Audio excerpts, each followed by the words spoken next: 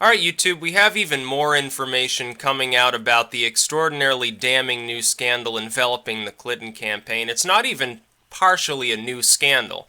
The Anthony Weiner stuff that's going on involving a device that had, like, backed up Huma Abedin material, which in turn a lot was from apparently communication with Clinton's private email address on her private server.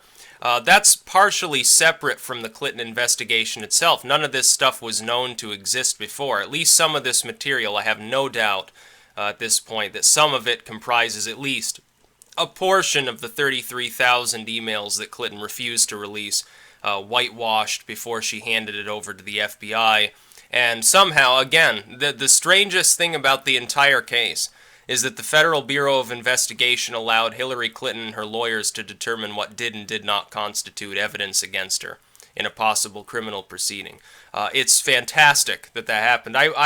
I'm sure every other defendant in the country who's under investigation wishes to high hell that they had the same standard applied to them.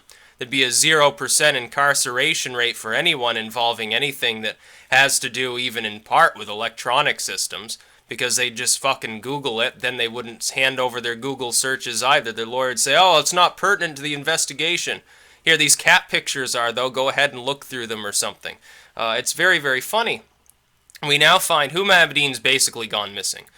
She may be granted an immunity deal. Anthony Weiner apparently is talking to the FBI, which I'm sure Clinton isn't too happy about.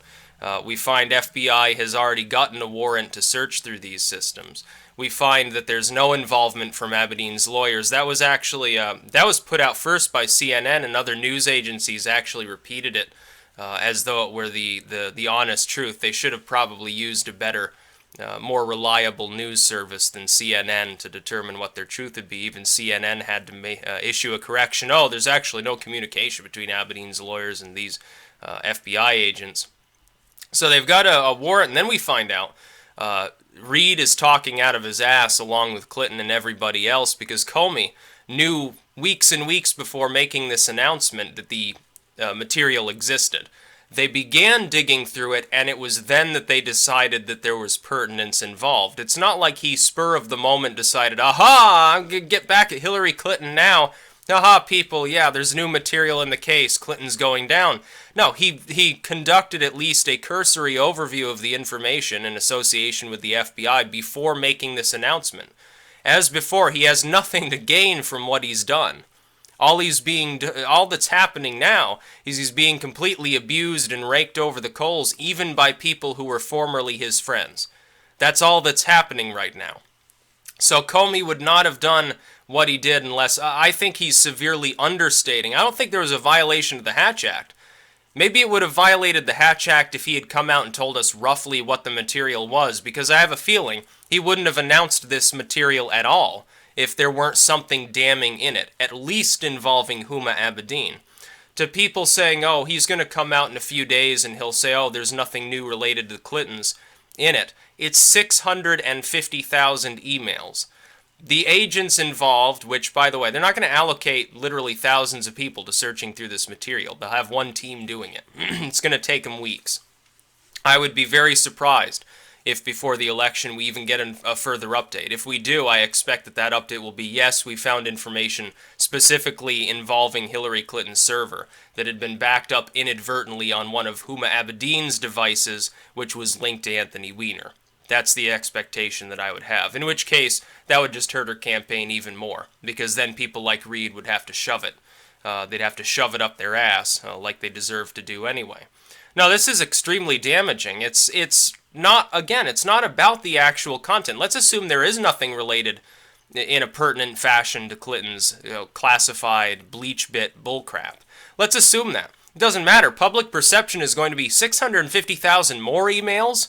What the fuck else is she hiding? This is the husband, the pervert husband of her top aide. We find out that her material is on there. She's communicating with Clinton on a regular basis. What else are people going to think? It doesn't even matter if it's a tiny minority of the material that's actually pertinent. It could be 1% of that material has anything to do with Clinton at all. And you're still talking about 6,500 emails, apparently. That's a lot of emails. That's roughly a fifth of the entire total of what we're talking about when we're talking about, oh, the 33,000 emails. Why doesn't she release them? She could anytime she wants. They're backed up by the NSA and by this cloud service. Well, yeah, that's true. It looks like there were also multiple backed up copies of all of this material too, on not one but several devices. I think I heard there were 4 devices involved at this point, and they're just sort of going through this material. Now, I strongly doubt that Comey, unless he becomes completely compromised, is going to come forth and say jack shit about this, unless it's something even more damning to the Clinton campaign and or her allies than has already been said. What else was he supposed to do? Was he supposed to not notify Congress in these letters that he had found new material that could be pertinent to the Hillary Clinton stuff? It's 2 degrees of separation. What if he had sent a letter and said, oh, Huma Abedin is implicated. It looks like Huma Abedin's correspondence was backed up to one of her husband's computers inadvertently. They were like sharing a device or some bullcrap like that. And so we found a bunch of stuff that Huma Abedin said she had submitted. There's your pertinence right there. Because it could be, let's assume again, Clinton's not involved at all. It could be that it's just material that Huma Abedin withheld that does have pertinence to that separate investigation. Well, that's just as damning. At least Huma Abedin lied. At the very least, I would think that that would be something that people would want to take into consideration. We already know that Clinton got to go through and delete everything she didn't think she needed to hand over to the FBI. Again, a defendant's greatest dream to be able to do that. But Huma Abedin said, yeah, I submitted everything that had anything to do with this server. You've already got the devices. You've already looked through them. I did nothing wrong. We then find out, judging from the bulk of material, I have a feeling she didn't hand over all of that information. I also have a feeling Clinton never imagined that Anthony Weiner, of all people, had backup copies of this. And it looks like the story about it being marked life insurance might actually be true.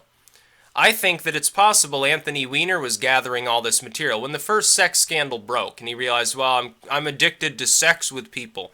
I'm going to get hammered again probably, so I might as well keep all this crap. I think he was keeping it to make sure that he didn't get knocked off for knowing too much, for being estranged from Abedin or something like that. Perfectly sensible. If he had the capability to do so, why wouldn't he? This is supposedly, again, it's his device. He could have set up some system.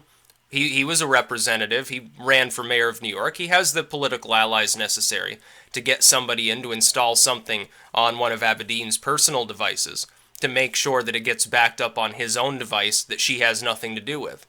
In which case she's fucked. Huma Abedin's fucked. Anthony Weiner's been fucked. In more ways than one, obviously. Clinton's probably fucked. I've already said it twice now. Yeah, I think her goose is cooked. When Nate Silver says, oh, this probably won't have a big impact, you haven't monitored all the updated polls. You're talking about polls that only take into consideration a day of interviewing after the FBI story broke, and zero polling interviews involved with after it broke that there were 650,000 emails. You don't have a goddamn clue. Any more than Nate Silver, who is now, again, Nate Bronze, or maybe after this election he might be Nate Iron Ore, or Nate Carbon Molecule, or something like that. He could be completely wrong, like he was about the Republican primaries, certainly was about Michigan, like he was about Trump's chances of being the nominee, until well after, it was Indiana before he came around to the realization that he was even the front runner, let alone that he was a shoo-in. Or anything else under the sun. Oh, Trump will never overtake her. She's got like a 90% chance to. I don't believe that. I think you're going to have to slowly revise your numbers in order to maintain some shred of credibility after the election is over. It's certainly not going to be the Clinton landslide that you envision in your wildest daydreams. It's just not going to happen. I don't know, maybe Nate Silver got paid off too. Stranger things have happened. He's associated with the New York Times. We know they've been paid off. Why wouldn't he write glowing praise about Hillary Clinton? Very rarely he complains about some minor policy she's put forward. Oh, well, that doesn't sound too progressive to me. This might not play well with the Bernie voters. What a fucking charlatan. His algorithms worked great until he sold out. Now he's failing. He's also wrong about the World Series. So, why am I going to trust Nate Silver? At best, he's right once out of 4 times on any major issues during the election.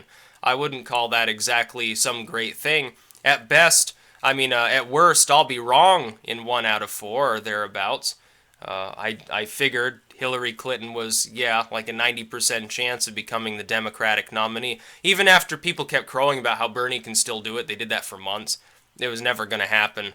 The writing on the wall was clear. It was clear after Nevada that Trump was the front runner. It was clear after Super Tuesday he was almost certain to be the nominee. I was right. Nate Silver was wrong. There's number two. Yeah, I might be wrong in the election. Maybe Clinton does end up winning, but I don't think so. I don't think it's nearly as likely as he's saying. Oh, 80-20, it's for Hillary Clinton. He's got the wind at his back right now, and a massive scandal is rocking the Clinton campaign. You just don't want to admit that because it means that your prior 2 months of estimates are completely and utterly wrong, and you once again have to shill for your own algorithmic mentality and say, oh yeah, now Trump has a better chance of winning because of a different situation that I myself said was extremely unlikely only a week back, or something along those lines. Mathematics isn't playing a huge role in this election, public perception is. It's about sociology and anthropology. It's not about mathematics at this point. That's what these people, I think, should probably keep in mind. Yeah, great math mind. Only people are probably losing millions of dollars betting based on what he's saying so far this election. He's not winning himself any fans. But yeah, Comey did nothing wrong. Absolutely nothing. What the fuck else was he supposed to do? Oh yeah, we found a bunch of stuff on Weiner's computer, but I'm not going to say what it is, but don't worry about it. It has nothing to do with, Clinton's top aide, even though it does. It has nothing to do with Clinton, even though it involves her top aide.